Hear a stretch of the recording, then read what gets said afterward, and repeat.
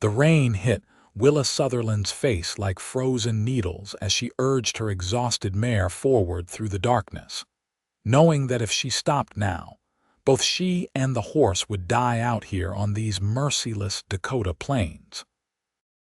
It was late September of 1876, and what had started as a simple journey from Sioux Falls to visit her aunt in Yankton had turned into a nightmare when her guide had abandoned her 2 days ago, stealing most of her supplies and leaving her with nothing but her horse, a nearly empty canteen, and the clothes on her back.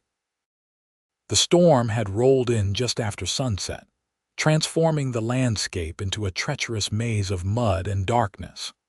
Her fingers were numb despite her gloves, and her soaked dress clung to her like a second skin, pulling heat from her body with every gust of wind. Through the curtain of rain, she thought she saw a flicker of light. At first, she dismissed it as wishful thinking, but then she saw it again, steady and real. A lantern.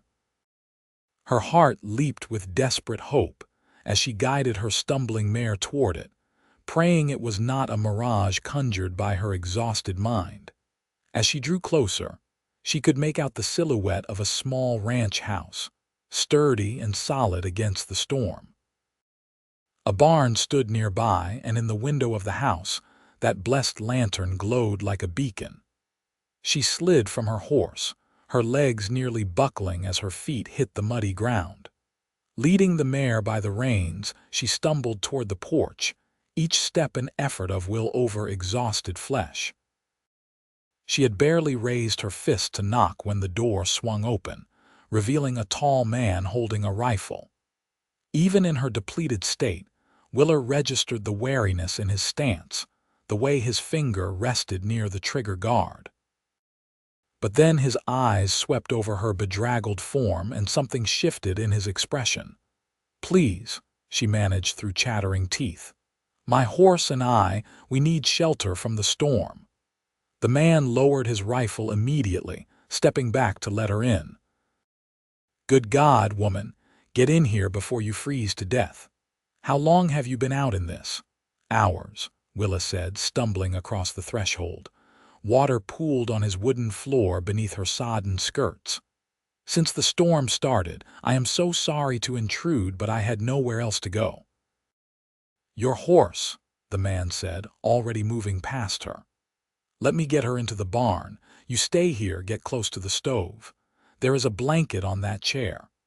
Before Willa could protest, he had taken her mare's reins and disappeared back into the storm, pulling the door shut behind him.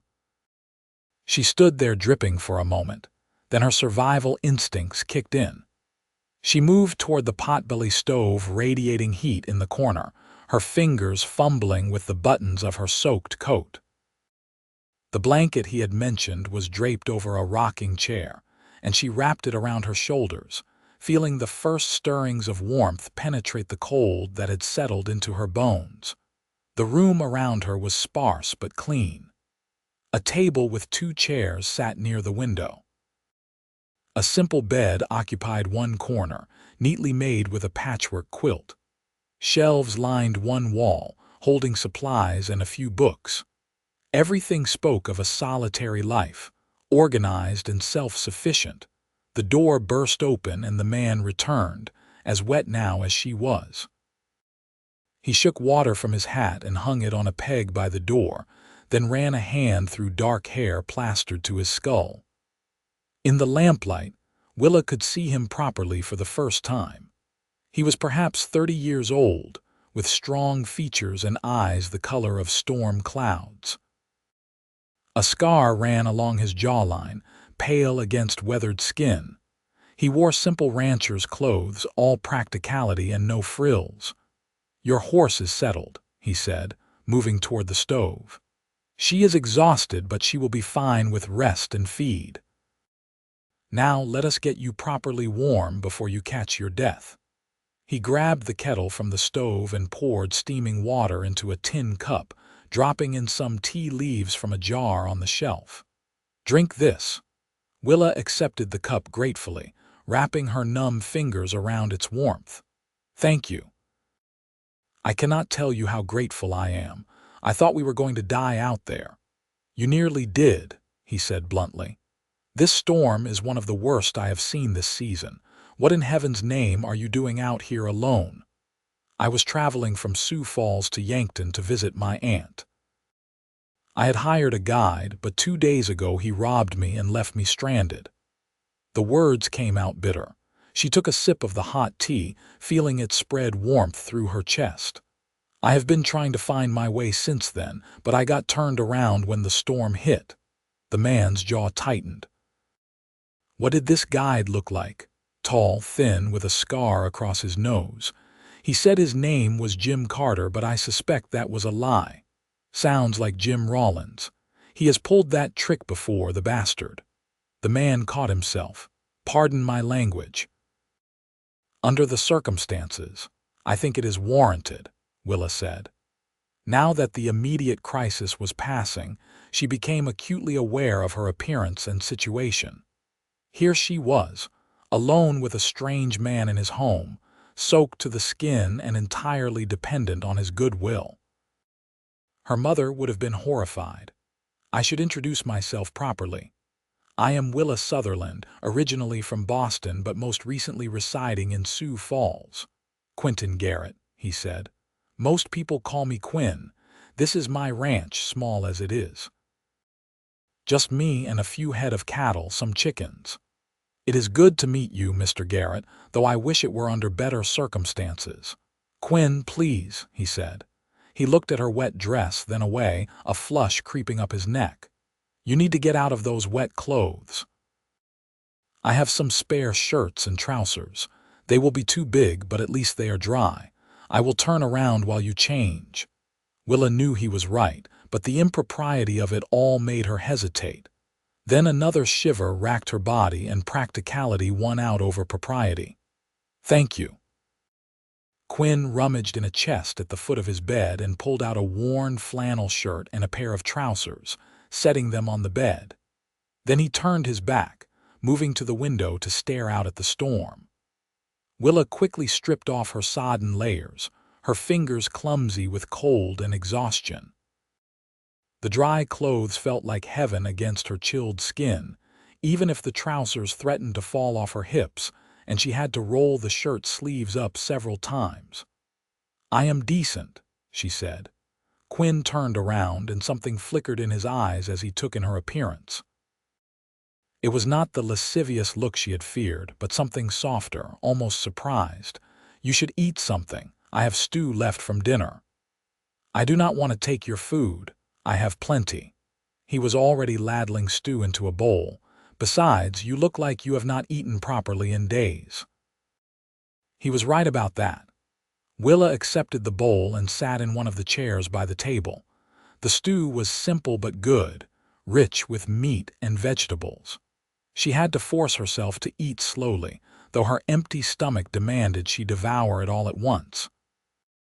Quinn sat across from her with his own bowl, though he seemed more interested in watching her eat than in his own meal. The silence stretched between them, not entirely comfortable but not hostile either. Outside, the storm raged on, rain hammering against the windows and roof. "How long have you lived out here?" Willa asked, seeking to break the silence. 5 years, Quinn said. "Bought this land with my army pay after my service ended." "You were a soldier, cavalry. Spent 6 years serving out of Fort Randall before I mustered out." His expression darkened slightly. "Saw more than enough fighting to last me a lifetime. Now I just want a quiet life with my cattle and my land." Willa heard the weight behind those words, the things left unsaid. She had heard stories about the conflicts between the army and the various tribes, the violence and tragedy on both sides. She could see now that the solitude of this ranch was not just circumstance but choice, a deliberate retreat from a world that had shown him too much ugliness. "It must get lonely," she ventured. Quinn's eyes met hers, and in them she saw a flash of something raw and honest. "Yes, but loneliness is better than some alternatives." Before Willa could respond, An enormous crack of thunder shook the house, so loud it felt like the sky was splitting open above them. She jumped, nearly dropping her bowl. Quinn was on his feet immediately, moving to the window. "This storm is getting worse," he said. "You will have to stay the night. You can have the bed. I will sleep on the floor." "I could not possibly take your bed." "You can and you will," Quinn said firmly. "You have been through an ordeal. You need proper rest. Besides, I have slept on worse than a wooden floor, believe me." Willa was too exhausted to argue further. The combination of warmth, food, and safety was making her realize just how bone-tired she truly was. "You are very kind, Mr. Garrett." "Quinn." "Just common decency," he said, but there was a softness in his voice that suggested it was more than that. He set about making a pallet on the floor with some spare blankets while Willa finished her stew. When she was done, he took her bowl and gestured to the bed. "Get some rest. We will figure out what to do in the morning when the storm passes." Willa climbed into the bed, still wrapped in the blanket he had first given her. The mattress was firm but comfortable, and the quilt smelled faintly of sage and wood smoke. She watched as Quinn settled himself on the floor near the stove, lying down with his back to her. The lantern light cast shadows across the room, and outside the storm continued its fury. Despite her exhaustion, sleep did not come immediately. Her mind kept replaying the events of the past few days, the fear and desperation, and then the unexpected salvation of finding this place, this man. Quinton Garrett was a stranger, yet he had shown her more kindness in these few hours than her guide had in their days of travel together. There was something about him that intrigued her, a gentleness hidden beneath the rough exterior of a man who had clearly seen hard times. She thought about his words about loneliness, the way he had looked at her when he said it. She wondered what had driven him to choose this isolated existence, what memories haunted him from his time in the cavalry. And she wondered, in the dangerous way of someone whose defenses had been stripped away by hardship, what it would be like to know this man better, to understand the layers beneath his careful reserve.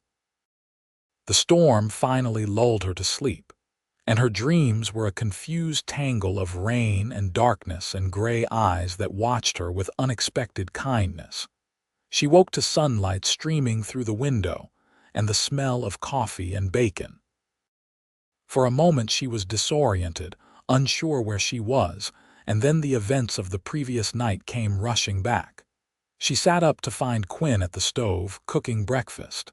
He had changed into dry clothes and his hair was neatly combed. He looked over when he heard her stir. "Morning," he said. "Storm passed about an hour ago. I have been out to check on your horse. She is doing well." Willa stood, acutely aware once again that she was wearing his clothes. Her own dress hung near the stove, still damp. "Good morning. Thank you again for everything. Are you hungry?" "Breakfast is almost ready." They ate together as morning light filled the small house. Through the window, Willa could see the landscape washed clean by the storm, the prairie grass glistening with water droplets. It was beautiful in a stark, wild way that was nothing like Boston. "Yankton is about a day's ride southeast from here," Quinn said. "The trail will be muddy after the storm, but passable. I can give you better directions than you had before, and some supplies to replace what was stolen from you." Willa felt an unexpected pang at his words. Of course she needed to continue to Yankton. Her aunt would be worried sick by now, and yet the thought of leaving this place, of saying goodbye to Quinn and returning to the proper, constrained world she had left behind, filled her with an odd reluctance. "That is very generous of you," she said. "I will pay you back for everything once I reach my aunt. She will ensure you are properly compensated." "I do not want compensation," Quinn said, a slight edge in his voice. "You needed help. I provided it. That is all.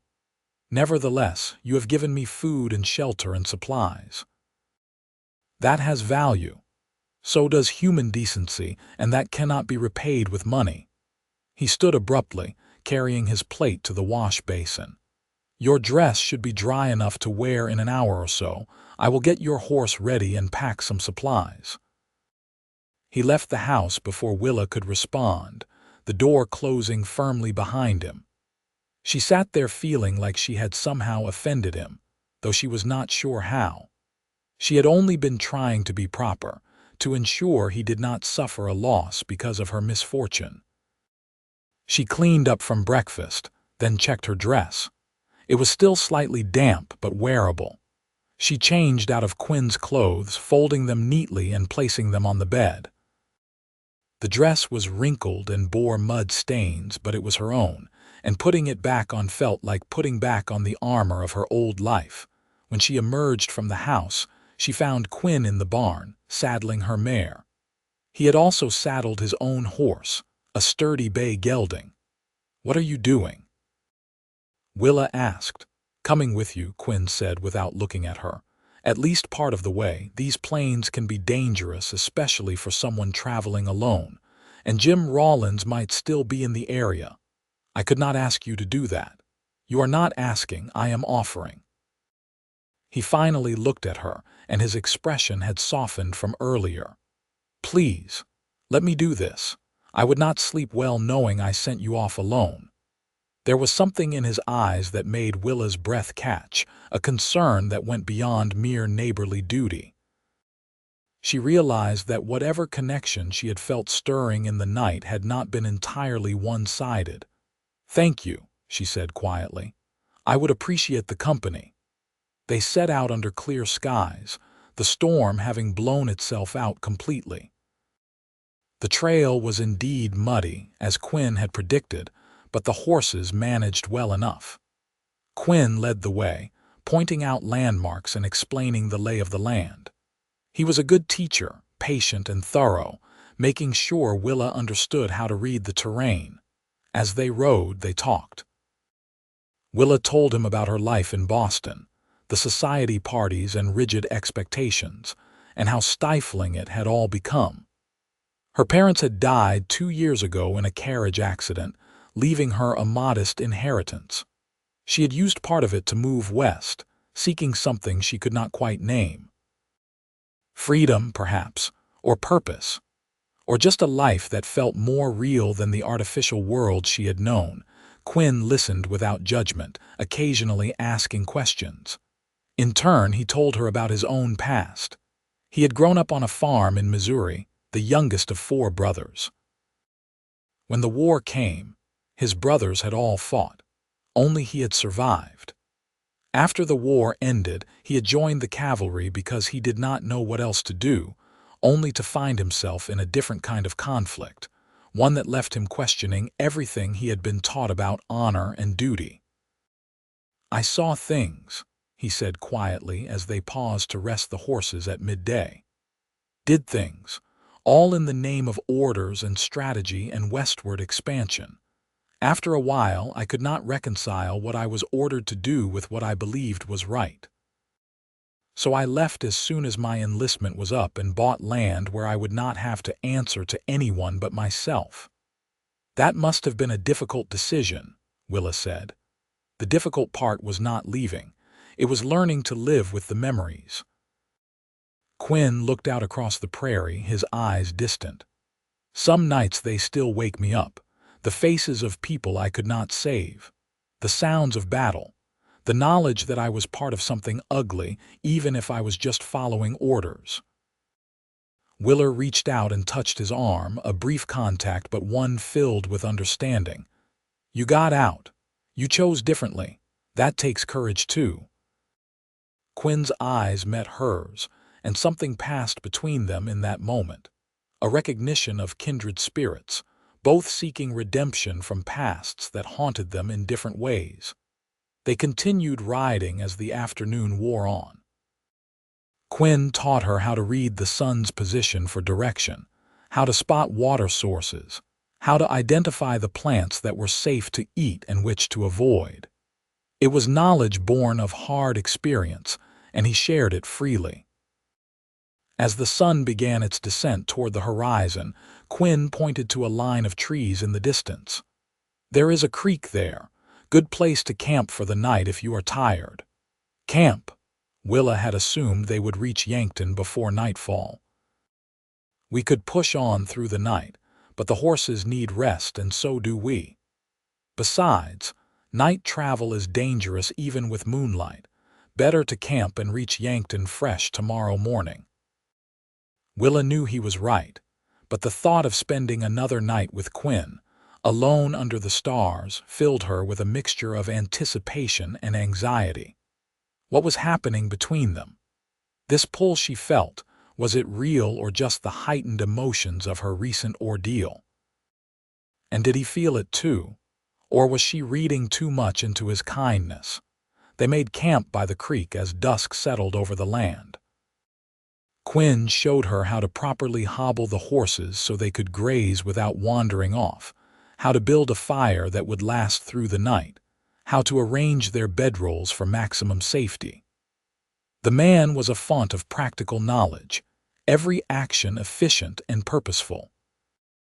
As they sat by the fire eating cold biscuits and dried meat from Quinn's supplies, Willa found herself watching him in the flickering light. He was handsome in a weathered, genuine way that was nothing like the polished gentleman of Boston society. Those men had been all surface and performance. Quinn was real, solid, someone who had been tested by life and emerged stronger for it. "Why were you really going to Yankton?" Quinn asked suddenly. "You said to visit your aunt, but I get the sense there is more to it." Willa hesitated, then decided he deserved honesty. "My aunt wrote to me about a teaching position at the school there. She thought I would be a good candidate. I needed a fresh start, somewhere I could be useful, and teaching seemed like a good fit." "You are running towards something, not away from something," Quinn observed. "That is good. Too many people come west running away and never figure out what they are looking for. What about you? Did you find what you were looking for out here?" Quinn was quiet for a long moment, staring into the fire. "I thought I was looking for peace and quiet, solitude. A place where the only life depending on my decisions was my own." He looked up at her. "But lately I have been wondering if maybe I was just hiding, if maybe true peace requires more than just absence of conflict. What does it require? Connection, maybe, purpose beyond mere survival. Something to care about." His eyes held hers across the fire. Someone to care about. Willa's heart was beating faster. The air between them felt charged, heavy with unspoken possibility. "Quinn, I know we barely know each other," he said quickly. "And I know you have a life waiting for you in Yankton. But I need to be honest with you. Last night, when you stumbled to my door half frozen and exhausted, something happened to me. It was like I had been sleepwalking through my life and suddenly woke up. And today, riding with you, talking with you, it has only gotten stronger. I feel alive in a way I have not felt in years." Willa could barely breathe. "I feel it too. I thought it was just me, that I was being foolish, but I cannot stop thinking about you, about this." Quinn stood and moved around the fire to sit beside her. He took her hand carefully as if she might startle and run. "I do not want to say goodbye to you tomorrow. I know that is selfish. I know you have plans and responsibilities, but I had to tell you." "What are you suggesting?" Willa asked, though her heart already knew the answer and was leaping toward it. "Stay. Not at my ranch, not at first. That would not be proper, but stay in the area. Take that teaching job if you can get it. Let us see if this thing between us is real or just circumstances and proximity. Give it a chance." Willa thought about her aunt's letter, about the teaching position, about the new life she had been planning. And she realized that all of it had been about possibility, about finding something real and meaningful. What if that something was sitting right beside her, holding her hand like it was precious? "Yes," she said. "Yes, I want that too." Quinn's face transformed with a smile that made him look years younger. "Really, really. I came west looking for a different life, for purpose and connection. Maybe I have found it, just not in the way I expected." He raised her hand to his lips and kissed it gently, a gesture so tender it made her eyes sting with unexpected tears. They sat there by the fire as darkness deepened around them, holding hands and talking quietly about possibilities and hopes and dreams deferred. Eventually, they settled into their separate bedrolls, maintaining propriety even as everything between them had shifted. Willa lay awake for a long time, listening to the creek's gentle burble and the crackling fire, thinking about the strange turns life could take. 2 days ago, she had been terrified and alone. Now she was lying under the stars with hope blooming in her chest and the promise of something wonderful waiting just over the horizon. They reached Yankton by late morning the next day. The town was larger than Willa had expected, bustling with activity. Buildings lined the main street in various states of newness and wear, from the solid brick of the bank to the weathered wood of older establishments.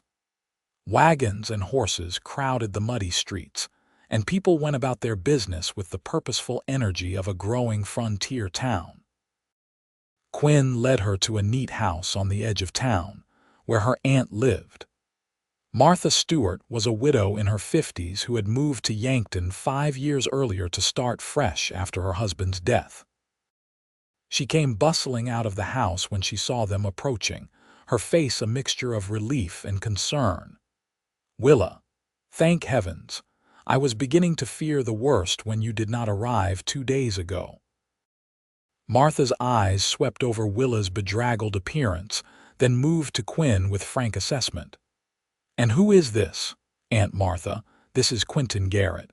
He saved my life when I was caught in the storm.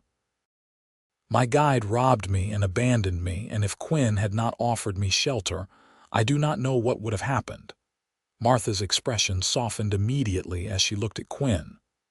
"Then I owe you a debt of gratitude I can never repay, Mr. Garrett. Please come inside, both of you. You must be exhausted." Over tea and fresh bread in Martha's cozy kitchen, Willa told her aunt the full story, from Jim Rawlins's betrayal to stumbling upon Quinn's ranch to their journey to Yankton. She left out the more personal parts, the connection that had formed between her and Quinn, but Martha was no fool. Willa could see her aunt's shrewd eyes moving between them, noting the way Quinn's gaze kept returning to Willa, the way Willa unconsciously leaned toward him. "Well," Martha said when the tale was done, "it sounds like you had quite an adventure, and you were very fortunate to find Mr. Garrett's ranch when you did." "Please call me Quinn," he said. "And I was the fortunate one. Your niece is remarkable. She has real courage and strength." "She does at that," Martha agreed, smiling. "She gets it from her mother, my dear sister. Always knew Willa would do well out here." Quinn stood reluctantly. "I should be going. I have left my ranch unattended long enough." Willa felt a surge of panic. They had talked about her staying, about seeing if what was between them was real, but they had not made any concrete plans. What if he left and never came back? What if this was goodbye? "When will I see you again?" she asked, not caring if her aunt heard the desperation in her voice. "I come to town every 2 weeks for supplies," Quinn said. "Next time is in 10 days. Maybe I could call on you then. If that would be all right with you, Mrs. Stewart." Martha looked between them, and a knowing smile touched her lips. "I think that would be perfectly acceptable, Quinn. And perhaps you might stay for dinner that evening." "I would like that very much," Quinn said. He turned to Willa, and the look in his eyes made her breath catch. 10 days. 10 days, she echoed. He left, and Willa felt his absence like a physical ache. She moved to the window and watched him ride down the street until he disappeared from view. "Well," Martha said from behind her, amusement clear in her voice. "That was certainly interesting. You have known this man for all of 2 days, and you are looking at him like he hung the moon." Willa turned, feeling her cheeks heat. Is it that obvious? Darling girl, you could not be more obvious if you tried. And he is just as bad. The question is, what are you going to do about it? I do not know. Is it crazy to feel this way so quickly? Martha came to stand beside her, looking out the window at the town. Your uncle and I met on a Tuesday and were engaged by Friday. When you know, you know. But you are right to take it slow, to let it develop properly. These things need time and space to grow, to make sure they are real. He wants me to stay, to take that teaching position you mentioned and stay in the area so we can see if this is real. And what do you want? Willa thought about Quinn's ranch, the peace she had felt there despite the circumstances. She thought about the conversations they had shared, the way he looked at her like she mattered, like she was someone worth knowing. And she thought about the alternative, returning to a life of hollow propriety and safe, boring predictability. I want to stay, she said. I want to see where this goes. Martha squeezed her hand. Then that is exactly what you will do. The school board has not filled the position yet. I will arrange a meeting for you this week. The next 10 days were a flurry of activity. Willa met with the school board and impressed them with her education and passion for teaching. The position was hers if she wanted it, starting at the beginning of the next month. She accepted immediately. Martha took her shopping for new dresses to replace the one ruined by the storm, and Willa tried not to think about how Quinn might like them. She helped her aunt with household tasks and got to know the town. Yankton was rougher than Boston but more genuine, full of people working hard to build lives in an unforgiving land. She liked it more than she had expected. There was an honesty here, a straightforwardness that appealed to her, but through it all, she counted the days until Quinn would return. She found herself listening for the sound of hoofbeats, watching the road, her heart leaping at every rider that passed. It was ridiculous and wonderful and terrifying all at once. On the 10th day, she woke with butterflies in her stomach. She changed dresses 3 times before settling on a deep blue calico that Martha said brought out her eyes. She helped prepare dinner with unusual care, wanting everything to be perfect. He arrived just as the sun was beginning its descent, riding down the street on his bay gelding. Willa saw him from the window and her heart soared. She forced herself to wait, to not run out to meet him like some desperate girl, but it was one of the hardest things she had ever done. Martha answered his knock, all gracious welcome. Quinn had cleaned up for the occasion, his hair neatly trimmed and his clothes his Sunday best. But it was his eyes that mattered, the way they sought out Willa immediately and lit up when they found her. "Hello," he said, and that one word carried so much weight, so much meaning that Willa felt tears prick her eyes. "Hello," she replied. "I missed you." "I missed you too, every day." Dinner was a pleasant affair. Quinn was respectful and polite with Martha, answering her questions about his ranch and his life with honest directness. Willa could see her aunt warming to him, recognizing the fundamental decency and honor beneath his quiet exterior. After dinner, Martha tactfully excused herself to visit a neighbor, leaving Willa and Quinn alone on the porch in the gathering twilight. They sat on the porch swing, not quite touching but close enough that Willa could feel the warmth of him. "I got the teaching position," Willa said. "I start next month." Quinn's face broke into a genuine smile. "That is wonderful, congratulations. Those children are lucky to have you." "I am terrified," she admitted. "I have never taught before. What if I am terrible at it? You will not be. You are smart and patient and kind. You will be a natural." They fell into comfortable conversation, talking about everything and nothing. Quinn told her about the foal one of his horses had delivered while he was gone, about the repairs he had made to his barn. Willa told him about Yankton and the people she had met, about the school building where she would teach. As the stars began to emerge overhead, Quinn reached over and took her hand. "These past 10 days were the longest of my life. I kept thinking about you, wondering if you were thinking about me, if maybe I had imagined what happened between us." "You did not imagine it," Willa said softly. "I thought about you constantly. Aunt Martha was probably sick of hearing your name." "I want to court you properly," Quinn said. "If you will have me. I know I am not much, just a rancher with a small spread and a scarred past, but I can promise you honesty and loyalty and everything I have to give." "You are not much," Willa said fiercely. "You are kind and brave and good. You saved my life, and then you showed me what it means to truly live. I would be honored to be courted by you." Quinn lifted her hand to his lips and kissed it, just as he had by the campfire. "Then I will be here every week if your aunt allows it. I will take you on proper outings and we will do this right. She will allow it. She likes you. She told me you have an honest face." "Well, that is something," Quinn said with a laugh. "An honest face, I will take it." They sat together as darkness fell completely, the comfortable silence of two people who did not need words to communicate. When Martha returned and it was time for Quinn to leave, Willa walked him to his horse. In the shadows away from the porch lamp, he cupped her face gently. "Until next week," he said. "Until next week," she echoed. He mounted and rode away, and Willa watched until she could no longer distinguish him from the darkness, her hand pressed to her cheek where his touch still lingered. The weeks that followed fell into a pattern that was both thrilling and comfortable. Quinn came to town every week without fail, sometimes twice a week when he could manage it.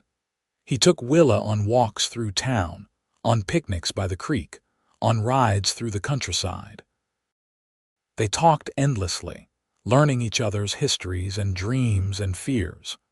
Willa started teaching and discovered she loved it. The children were eager to learn despite the hardships of their lives, and she found real purpose in opening the world of knowledge to them. Quinn came to see her classroom one Saturday, looking hilariously large sitting in one of the small desks, and praised her work with genuine pride. As autumn deepened and the air grew crisp, the attraction between them deepened into something more substantial. Willa found herself falling in love with Quinn's quiet strength, his thoughtfulness, the way he looked at her like she was the most important person in his world. And Quinn, who had spent 5 years convinced he was better off alone, discovered that having someone to share life with made everything brighter and more meaningful. They attended the town's harvest dance together in late October, and Quinn proved surprisingly graceful on the dance floor. As they swayed together to the fiddle music, Willa rested her head against his chest and felt completely, perfectly content. "I love you," Quinn murmured into her hair. "I know it has only been a few months, but I need you to know, I love you, Willa." She pulled back to look at him, seeing the vulnerability in his eyes, the fear that maybe he had spoken too soon. "I love you too, so much it scares me sometimes." His face transformed with joy, and right there in the middle of the dance floor, surrounded by half the town, he kissed her. It was proper and chaste, but it sealed something between them, made their commitment public. The winter of 1876 was hard, as Dakota winters tended to be. Snow came early and stayed late, and there were weeks when Quinn could not make it to town. Willa fretted and worried, pacing Martha's house and driving her aunt to distraction. But Quinn always came as soon as the weather cleared, sometimes showing up half frozen but always with that smile that lit him from within when he saw her. On a clear day in February, Quinn arrived at Martha's house with unusual nervousness. He asked to speak with Willa privately, and Martha agreed with a knowing look. They sat in the parlor, the door left properly open, and Quinn took both of Willa's hands in his. "I have been thinking," he began, then stopped, took a breath, started again.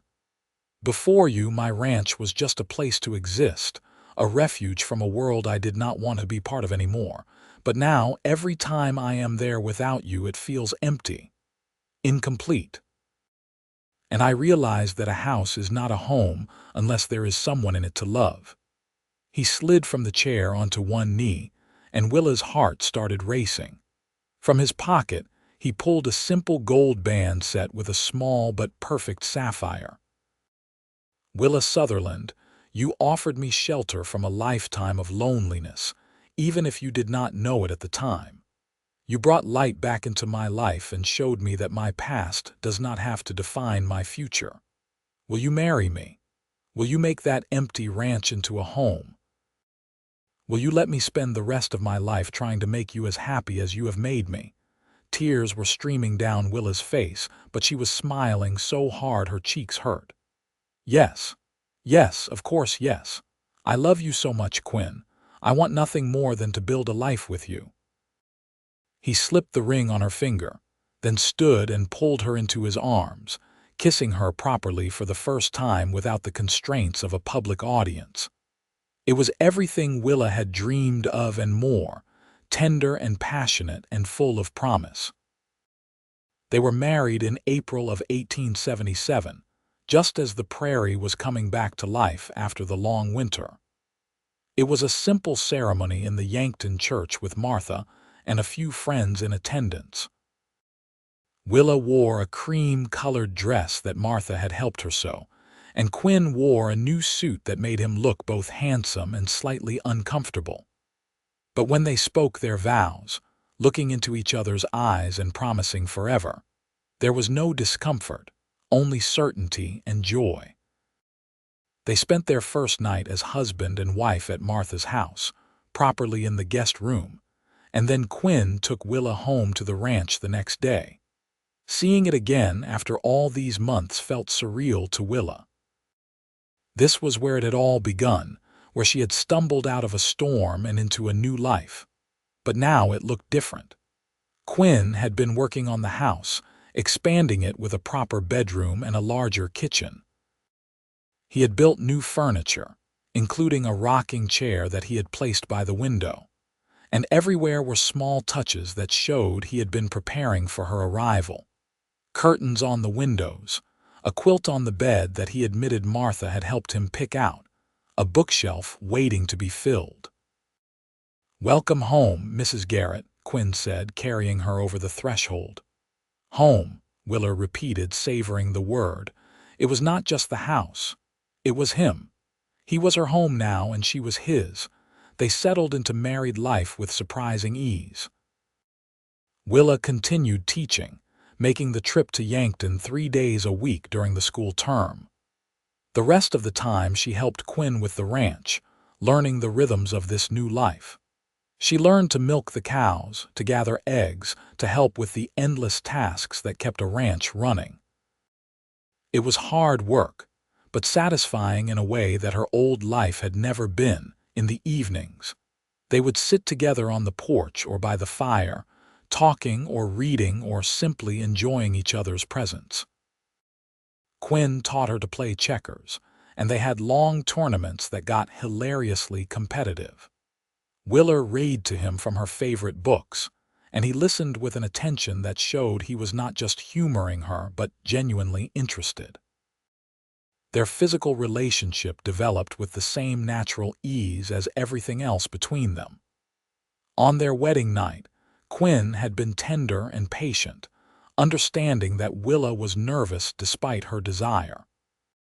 He took his time, making sure she felt safe and cherished, and when they finally came together fully, it felt like the completion of something that had begun that stormy night months ago. As spring turned to summer and summer to fall, their love deepened and matured. They had their first real fight in August over something trivial that neither could remember later, but it taught them how to navigate disagreement without damaging what they had built. They learned each other's moods and quirks, the little things that brought joy or frustration, and they adapted to accommodate them. In October, Willa realized she had missed her monthly courses. She waited another month to be sure, then told Quinn one evening as they sat by the fire. He was quiet for a moment and she worried he was not ready, but then he pulled her into his arms and held her so tightly she could barely breathe. "A baby," he whispered. "We are going to have a baby." "Are you happy?" Willa asked. Happy does not even begin to cover it. Terrified, thrilled, overwhelmed, but mostly just grateful. "A year and a half ago I thought I would spend my life alone. Now I have you and soon we will have a child. How did I get so lucky?" "We both got lucky," Willa said. "That storm brought me to you. Sometimes I think about what would have happened if I had ridden in a different direction, if I had missed your light in the darkness. It terrifies me. But you did not miss it. You found me and I found you, and everything else was just details working themselves out." Their son was born in June of 1878 during a thunderstorm that reminded Willa eerily of the night she had found Quinn's ranch. Quinn paced outside the bedroom while Martha and the midwife attended Willa, and when he finally heard the baby's cry, he burst through the door despite being told to wait. Willa lay exhausted but radiant in the bed, holding a tiny bundle. "Come meet your son," she said. Quinn approached with the reverence of a man handling something infinitely precious. He looked down at the red, wrinkled face of his son and felt something crack open in his chest. A place he had not known was still locked away. Tears streamed down his face as he gently touched the baby's tiny hand, watching in wonder as miniature fingers wrapped around his own. "He is perfect," Quinn breathed. "You are perfect. I love you both so much." They named him Thomas after Quinn's eldest brother who had died in the war.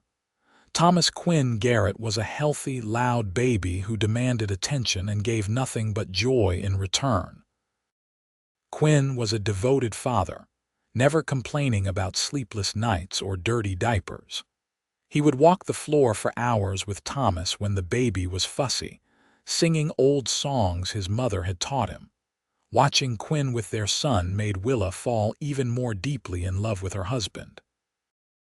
This was the man who had thought himself meant for solitude, and here he was, cradling their baby with infinite gentleness and patience. Life settled into new rhythms. Willa took time away from teaching to care for Thomas, and Martha came to visit frequently, delighted with her great-nephew. The ranch prospered under Quinn's careful management, and they were able to add more cattle and chickens. It was not a wealthy life by Boston standards, but it was rich in the ways that mattered. Thomas grew into a curious, active toddler who followed his father everywhere, trying to help with chores in his clumsy, endearing way.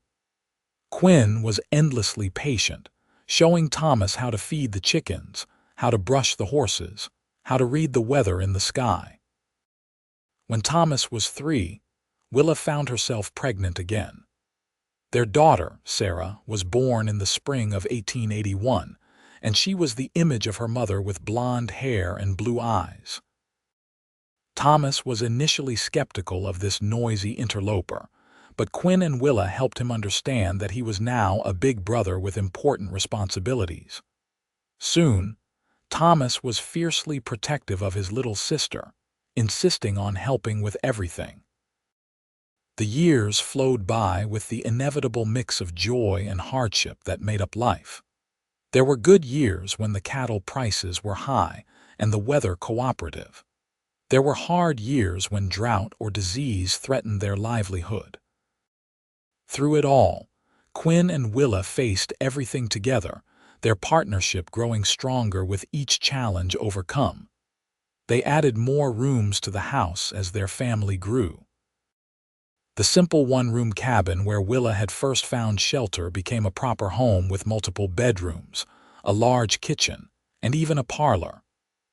Quinn built a swing for the children in the big cottonwood tree by the creek, and on summer evenings, the sound of their laughter filled the air. Martha passed away peacefully in her sleep in the spring of 1885. And Willa grieved for the aunt who had been like a mother to her.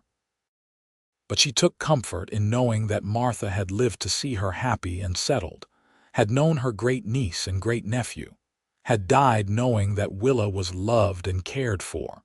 When Thomas was 10 and Sarah 7, Willa surprised Quinn with the news that they were expecting again. At 39 and 34 respectively, they had thought their family was complete, but life had other plans. Their youngest son, John, was born in early 1886, a happy surprise who kept them young and busy. Quinn proved just as devoted a father at 40 as he had been at 32. He taught all three children to ride, to respect the land, to value honesty and hard work. He told them stories about their grandparents and aunts and uncles, keeping family history alive. And he showed them every day what it meant to love someone completely through the way he treated Willa, with respect and affection and unfailing support. Willa returned to teaching once John was old enough, though she reduced her schedule to just twice a week. She loved watching her own children grow and learn, seeing them develop into kind, capable people. Thomas had Quinn's quiet strength and thoughtfulness. Sarah was bright and bold, afraid of nothing. John was the peacemaker, always trying to make everyone happy. On a September evening in 1889, Quinn and Willa sat on their porch watching the sunset paint the sky in shades of gold and crimson. The children were inside doing their lessons, their voices drifting through the open windows. It had been 13 years since that stormy night when Willa had stumbled to Quinn's door, desperate and lost. "Do you ever think about that night?" Willa asked, reaching over to take Quinn's hand. "The night of the storm." "All the time," Quinn admitted. "I think about how close I came to not being here. I almost went to town that day for supplies. If I had, I would not have been home when you arrived. But you were home. You were here and you saved me." "We saved each other," Quinn corrected. "I was so lost before you came, Willa. I did not even realize how lost until you showed me what it meant to be found. You gave me a reason to care again, to hope again. You gave me a family and a future I never thought I would have. You offered me shelter from the storm," Willa said softly, repeating words she had said to him before. "And I offered you shelter from loneliness." "Best trade I ever made," Quinn said with a smile. He raised her hand to his lips and kissed it, a gesture that had become their special sign of affection over the years. "I love you, Willa Garrett. More now than I did yesterday, less than I will tomorrow. I love you too, always and forever." They sat together as the sun sank below the horizon and the first stars emerged, two people who had found each other against all odds and built something beautiful from that chance meeting. Inside, their children laughed over something, the sound of pure joy. Around them, the ranch they had built together stood solid and strong, a testament to years of hard work and shared dreams.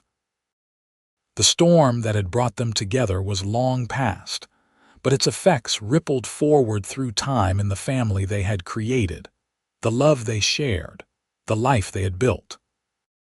What had begun with desperation and darkness had transformed into light and hope, and a happiness that seemed to grow deeper with each passing year. As they went inside to join their children, Quinn pulled Willa close and kissed her forehead. She leaned into him, this man who had become her everything, and felt the profound contentment of someone who had found exactly where they belonged. The years continued to roll by with their mixture of routine and surprise. Thomas grew into a fine young man, falling in love with a rancher's daughter from a neighboring spread. His wedding in 1893 was a joyous occasion that brought together friends from across the territory. Quinn stood beside his son with visible pride as Thomas married Emily, and Willa cried happy tears as she welcomed a daughter to the family. Sarah proved too adventurous for ranch life alone, and announced at 16 her intention to become a teacher like her mother. Willa helped her prepare, and Sarah was accepted into a teaching college in Sioux Falls. It was hard to let her go, But Quinn and Willa both knew that children had to find their own paths. John, their youngest, had his father's gift with animals and declared early that he wanted to be a veterinarian. It was a lofty goal that would require significant education, but Quinn and Willa were determined to support him. They had been saving money for years, preparing for whatever their children might need to build their own lives. Quinn's hair had gone gray at the temples, and lines had etched themselves around his eyes, but Willa thought he had never been more handsome. The weight of old sorrows had lifted from him over the years, replaced by the contentment of a man who had found his purpose. He still had the occasional nightmare about his cavalry days, but they were fewer and farther between, and Willa was always there to hold him when they came. Willa herself had settled into middle age with grace. Her blonde hair showed strands of silver, and her hands bore the marks of years of hard work, but she felt more beautiful now than she ever had in her youth. Beauty, she had learned, came from being loved and having purpose, not from smooth skin and fashionable clothes. On their 20th wedding anniversary in April of 1897, Quinn surprised her with a trip to Yankton. He had arranged for Thomas and Emily to watch the ranch and John, who was now 11. They spent 3 days in town, staying at the hotel and eating at the restaurant and acting like newlyweds. It was wonderful and romantic, and Willa loved Quinn even more for thinking of it. On their last evening, they visited Martha's grave, which Willa tried to tend regularly. She placed fresh flowers on the headstone and told her aunt about the children and the ranch and how happy she was. "She would be so proud of you," Quinn said, his arm around Willa's waist. "Of the life you have built, the woman you have become." "She was the one who saw it first," Willa said. "That day when you brought me to her house, she knew immediately how I felt about you. She told me that when you know, you know." She was right. They stood together in the fading light, two people who had weathered 20 years of marriage with its inevitable ups and downs, and come through with their love not just intact, but stronger than ever. The turn of the century brought changes to the Dakota territory. It had become 2 states back in 1889, and South Dakota continued to modernize. Telephone lines reached Yankton, and there was talk of bringing electricity to the area. The wild frontier of Willa and Quinn's youth was being tamed, transformed into something more civilized and predictable. But their ranch remained a constant, a place where the rhythms of life continued much as they always had. Cattle still needed tending, crops still needed planting, seasons still cycled through their eternal dance. It was honest, hard work, but it was work they loved, made meaningful by being shared. Thomas and Emily presented them with their first grandchild in the summer of 1900, a little girl they named Martha in honor of Willa's aunt. Holding her granddaughter for the first time, Willa was overwhelmed with emotion, seeing the continuation of their family, the future stretching out in this tiny new life. Quinn was a devoted grandfather, just as he had been a devoted father. He carved toys for little Martha and told her stories, and held her with the same gentle care he had shown his own children. Watching him with the baby, Willa fell in love with him all over again. Sarah came home from college during summers and holidays, full of stories about her studies and her students when she did practice teaching. She had inherited her mother's passion for education and her father's quiet strength. She was courted by several young men, but none of them seemed quite right until she brought home Peter, a fellow teacher with kind eyes and a quick laugh. Quinn gave his blessing for the engagement, and they were married in the spring of 1901. John's path to becoming a veterinarian proved long and challenging, but he persisted with the same determination Quinn had shown in building his ranch from nothing. He studied hard and worked summers to help pay for his education, and his parents supported him in every way they could. His success felt like their success, proof that the life they had built could launch their children into whatever futures they chose. By 1905, as Quinn approached 60 and Willa 55, they found themselves entering a new phase of life. Their children were grown and independent. The ranch ran smoothly with Thomas's help. They had grandchildren to spoil and time to enjoy the fruits of their decades of labor. On summer evenings, they would often ride out to a spot on their land that overlooked the prairie stretching endlessly in all directions. It was peaceful there, away from the growing noise of modern life, just them and the land and the vast Dakota sky. "You have any regrets?" Willa asked one evening as they watched the sunset from that favorite spot. Quinn thought about it seriously, as he thought about all her questions. "I regret the years I wasted being lonely before you came. I regret the things I did in the cavalry that I cannot undo, but everything after that stormy night, not a single regret."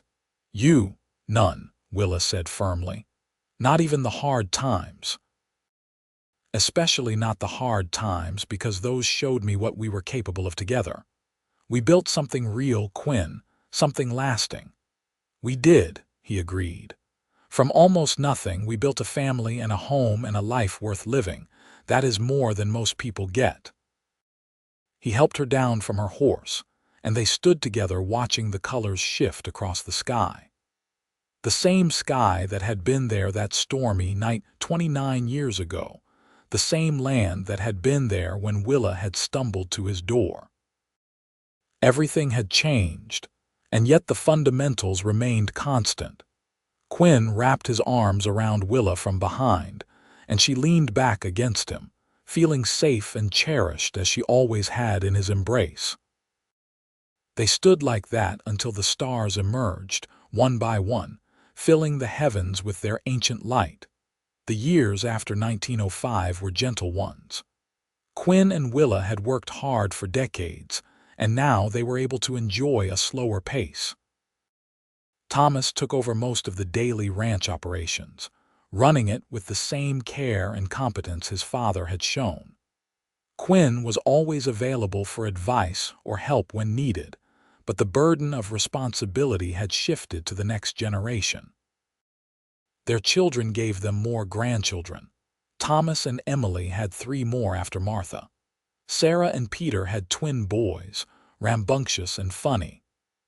John, who finished his veterinary training and opened a practice in Yankton, married a sweet girl named Ruth, and they had a daughter. The ranch that had once sheltered 2 lonely souls now overflowed with family during holidays and gatherings, full of laughter and life and love.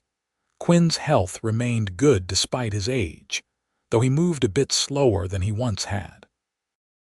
His hands bore the scars and calluses of a lifetime of hard work, but they remained steady. Willa developed some arthritis in her knees but refused to let it slow her down significantly. They took care of each other with the practiced ease of people who had been partners for decades. On quiet evenings, they would sit together in the parlor, Quinn reading the newspaper while Willa knitted or mended. Sometimes they would talk about their day, about the grandchildren, about the small details that made up their life. Other times they sat in comfortable silence, the kind that only came from knowing someone so completely that words were unnecessary. In the spring of 1910, on their 33rd wedding anniversary, Quinn surprised Willa by taking her back to the exact spot where they had first met. The ranch house had been expanded so many times that the original structure was barely visible, but the land was the same. The creek still bubbled nearby. The cottonwood tree was larger but still standing. 33 years ago today, I married the most amazing woman in the world, Quinn said, taking both her hands in his. And every day since then, she has proven that I made the right choice. You are still the most beautiful thing I have ever seen, Willa Garrett. I love you more now than I thought it was possible to love anyone. Willa's eyes filled with tears. "I love you too. You saved my life that stormy night, but you did more than that. You gave my life meaning and purpose. You gave me a family and a home and a love I never dared dream of. Everything good in my life started the night I found your light in the darkness." They renewed their vows right there, just the two of them with God and the prairie as witnesses. It was simple and perfect, a reaffirmation of promises they had kept faithfully for 33 years and would continue to keep for however much time they had left. The years rolled on, bringing both joy and sorrow as life always did. They lost friends to age and illness, felt the sting of time's passage. But they also celebrated marriages and births, watched their grandchildren grow, saw the ranch continue to prosper under Thomas's management. Quinn began teaching his grandsons the same skills he had taught his son: how to raid the land, how to treat animals with respect, how to live with honor and integrity. He was patient and kind, never raising his voice, and the children adored him. Willa told stories to her granddaughters and taught them to read and love books, passing on her passion for learning on a particularly cold winter evening in 1915, when Quinn was nearly 70 and Willa 65. They sat by the fire wrapped in quilts. Outside, snow fell silently, blanketing the world in white. Inside, the fire crackled and warmth enveloped them. "Are you happy?" Quinn asked suddenly. Willa looked at him in surprise. "Of course I am happy. Why would you ask?" "I just want to make sure. I want to know that I gave you the life you deserved, that you did not regret choosing me, choosing this life." "Quinn Garrett," Willa said firmly, taking his weathered hand in hers. "You gave me everything I ever wanted and so much more than I knew to ask for. I have no regrets, not one. You are the best decision I ever made." "Even when I am old and gray and creaky?" Quinn asked with a self-deprecating smile. "Especially then," Willa said, "because every gray hair and every line on your face represents a year we have spent together. A year of love and partnership and building something beautiful. I treasure every single one." Quinn pulled her close and kissed her, their lips meeting with the easy familiarity of decades but also with the tenderness that had never faded. When they pulled apart, both were smiling. "Do you remember what you said that first night?" Quinn asked. "When I was packing your supplies and you were getting ready to leave." "I said a lot of things." "Which part?" "You talked about paying me back, about compensating me for the shelter and food and help. And I got angry because I did not want your money, I just wanted to help you." "I remember. I thought I had offended you." "You did a little, but not because you offered money. Because I was already falling in love with you, and the idea of you leaving, of just being a transaction, made me angry at myself for feeling that way." Willa laughed softly. "I was falling for you too. That is why I was so desperate to establish some kind of reason to see you again. If I could owe you money, I would have an excuse to maintain contact." "We were both idiots," Quinn said fondly. "We were both scared," Willa corrected. "Scared of feeling something so powerful so quickly, but we were brave enough to pursue it anyway, and look what happened." "Best storm of my life," Quinn said. They sat together until the fire burned down to embers, two people who had found each other in the darkness and built a lifetime of light together. The seasons continued their eternal cycle, and Quinn and Willa moved through them hand in hand. They celebrated their 40th anniversary in 1917 with a huge gathering at the ranch. All three of their children came with their families, and the house overflowed with grandchildren and laughter. A photographer from Yankton came and took pictures, capturing the whole sprawling family together. In the photograph, Quinn and Willa sat in the center, surrounded by their children and grandchildren. Their faces showed their age but also their joy. Quinn's arm was around Willa's shoulders, and she leaned into him naturally. Anyone looking at that photograph could see the love between them, still strong after 40 years. As their 70s arrived, both Quinn and Willa began to slow down more noticeably. Quinn's joints ached in the cold, and a bout of pneumonia in the winter of 1919 left him weaker than before. Willa's arthritis worsened, making it hard to do some of the tasks she had always enjoyed. But they adapted, helping each other, refusing to let age steal their joy. Thomas and Emily moved into the main house with them, taking over most of the physical work while still consulting Quinn on all major decisions. It was a good arrangement that let Quinn remain involved without overtaxing his strength. The grandchildren visited often, filling the house with youthful energy that kept both Quinn and Willa feeling young. On a warm summer evening in 1923, as Quinn and Willa sat on their porch watching another sunset, Quinn suddenly spoke up. "I have been thinking about legacy," he said. "About what we leave behind when we are gone." "That is morbid talk," Willa chided gently. "No, hear me out. I used to think legacy was about land or money or things you could pass down, but now I realize it is about people, about the love you put into the world and how it echoes forward. We have 3 amazing children who have become wonderful adults. We have grandchildren who are growing up strong and good, and all of it traces back to that stormy night when you stumbled to my door.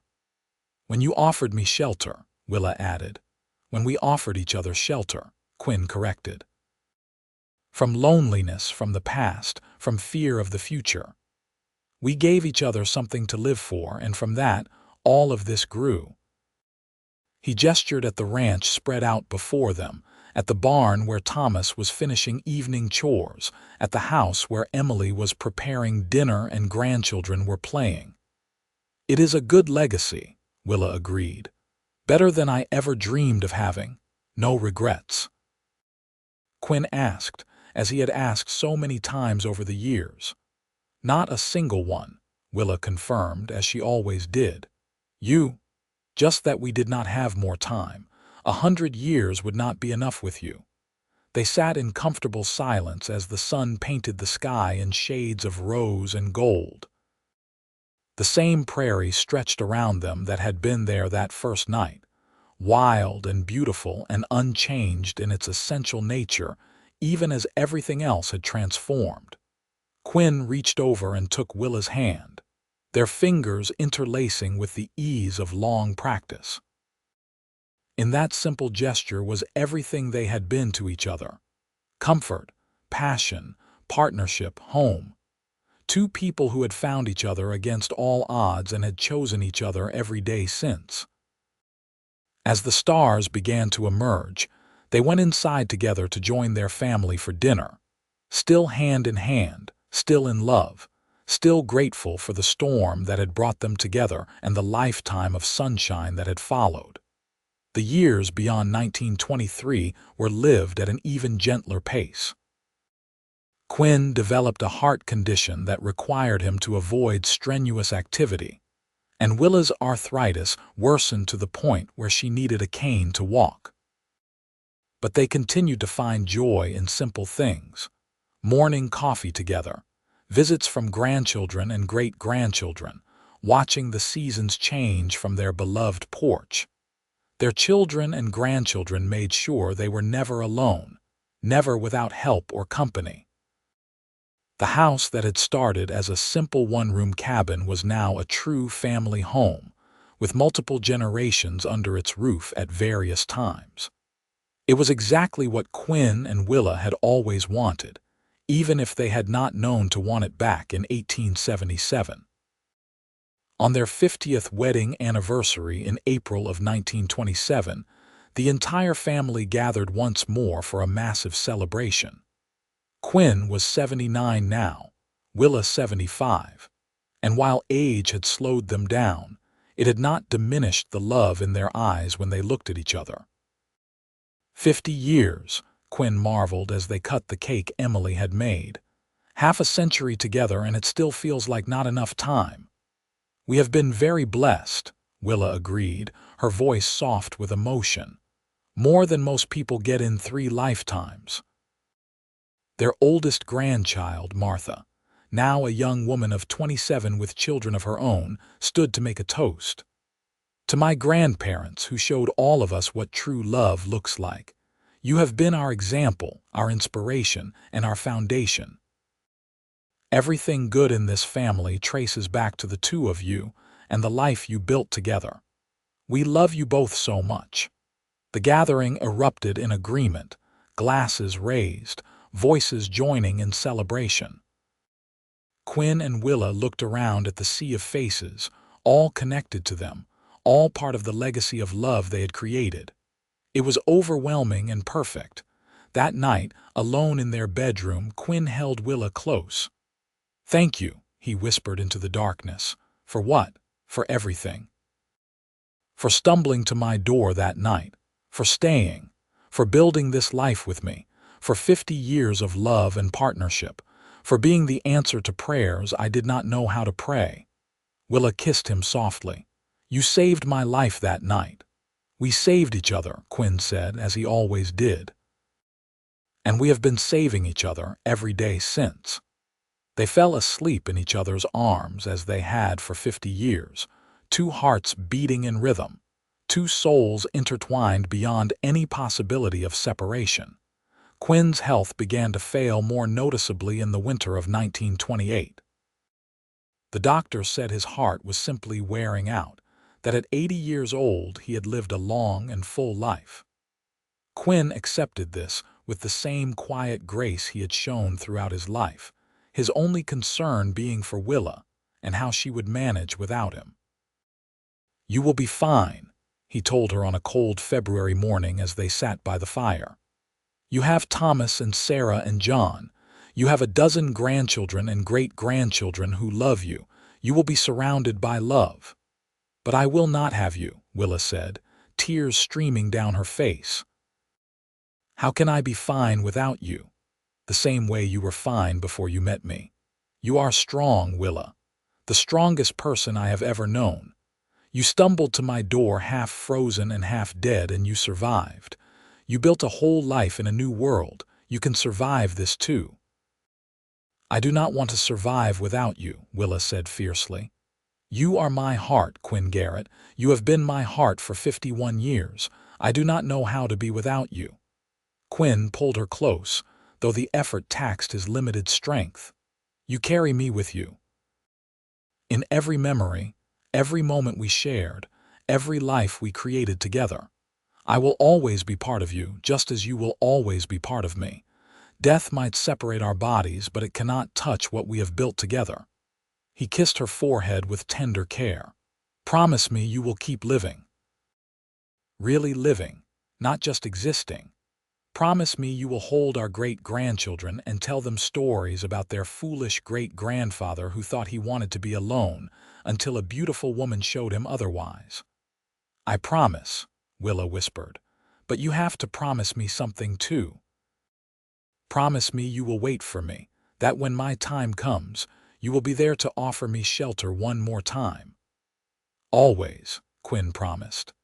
"I will wait for you for however long it takes, and when you come, we will have eternity together with no more storms, no more pain, just endless peace and love." Quinton Garrett passed away peacefully in his sleep on the morning of March 15, 1928, with Willa holding his hand. He was 80 years old and had lived to see his children grown and successful, his grandchildren thriving, and his great-grandchildren beginning their own journeys. He died knowing he was deeply loved and that his life had mattered. The funeral was attended by half the county, testament to the respect Quinn had earned over his 50-plus years in the area. He was buried on a hill overlooking his ranch, the land he had loved and nurtured for so long. The epitaph on his headstone was simple. "Beloved husband, father, grandfather, he offered shelter and found home." Willa grieved deeply but carried on as she had promised. She lived another 7 years, surrounded by family, telling stories about Quinn to anyone who would listen. She made sure every grandchild and great-grandchild knew about the man who had built their family home, about his kindness and strength and unwavering love. She spoke often about that stormy night in September of 1876, how she had stumbled through the darkness certain she was going to die, and how a light in the window had saved her life. How Quinn had opened his door without hesitation, had given her shelter and warmth and ultimately his heart. How from that chance encounter had grown 51 years of love and partnership and a family that stretched across generations. He thought he was alone, she would tell them. He thought he was meant for solitude, but he was just waiting. Waiting for someone to need him, to choose him, to show him that love was not something to fear but something to embrace with both hands and never let go. In the spring of 1935, at the age of 83, Willa Garrett passed away peacefully in her sleep, just as Quinn had. She was buried beside him on that hill overlooking the ranch, their headstones side by side as they had been in life. Her epitaph matched his in spirit. Beloved wife, mother, grandmother, she found shelter and gave home. The ranch passed to Thomas, who ran it with the same care his father had shown, and eventually to his own children. The story of Quinn and Willa became family legend, told and retold at gatherings, a reminder of where they had all come from. The house was preserved and maintained, generation after generation, a monument to the love that had built it. And on the hill where Quinn and Willa rested together, wildflowers bloomed every spring, painting the ground around their graves with color and life, a testament to the beauty that could grow from two people choosing to face life's storms together rather than alone. Their story was not one of grand adventure or dramatic gestures, though it had started with both. It was a story of daily choosing, of small kindnesses repeated over decades, of two imperfect people committing to build something larger than themselves. It was a story of shelter offered and accepted, of loneliness transformed into belonging, of love that grew deeper and stronger with each passing year. It was, in the end, exactly what both Quinn and Willa had needed without knowing to seek it. A home, a partner, a purpose, and a love that would echo forward through time in the lives they had created and the family they had built. From a single stormy night in 1876 to generations stretching into the future, their love story continued, a bright thread woven through the fabric of their family's history. The cowboy had offered her shelter from the storm. She had offered him shelter from a lifetime of loneliness. And together, they had built something that would last long after both of them were gone. A legacy of love, a family rooted in commitment and kindness, and the proof that sometimes the most important moments in life come when we open our doors to someone in need, never knowing that in saving them, we might just save ourselves.